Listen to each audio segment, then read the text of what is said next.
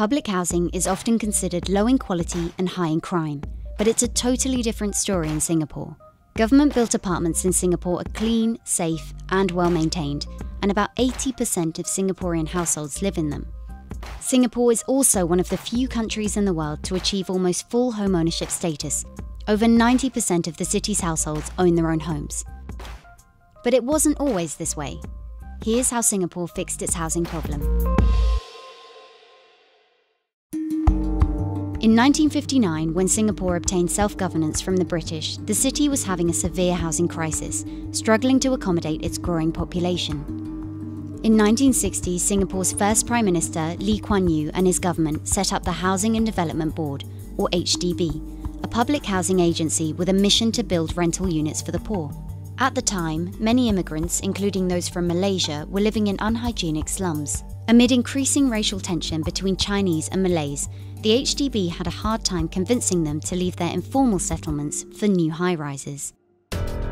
Then came the still unexplained fire which broke out in the squatter settlement of Bukit Ho Swee on the 25th of May 1961. An area of 400,000 square metres was razed, 4 people were killed and around 16,000 left homeless. The government successfully rehoused all of the fire victims within a year and built new housing on the site of the disaster in the next 5 years. Its speedy reaction won over the people and paved the way for future public housing projects. Singapore must be one of the few places in the world where a statutory board satisfactorily completed everything it set out to do in its first 5-year plan.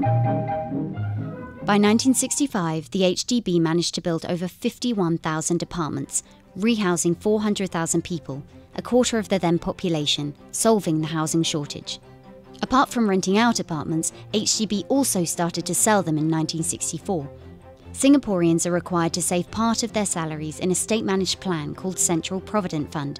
At first, the fund only provided for retirement. Then, in 1968, the government allowed the use of the fund for housing expenses, helping more people become homeowners. Unlike many other countries, Singapore's public housing is not only for the poor. Instead, it caters to the masses.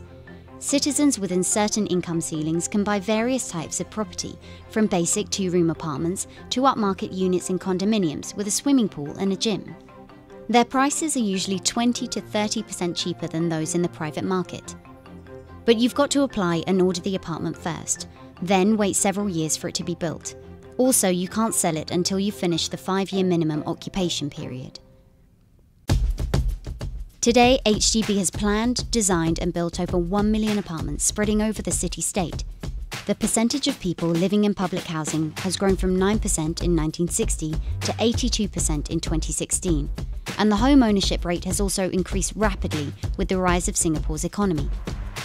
Singapore's public housing is considered as one of the world's best, but some see it as a way of social control. For instance, quotas ensure a mix of Chinese, Indians and Malays in each HDB block, aiming to carefully integrate ethnic groups and prevent the formation of a volatile racial enclave. But still, a mighty agency with effective policies and strong political will has fixed Singapore's housing crisis and improved the living conditions of millions.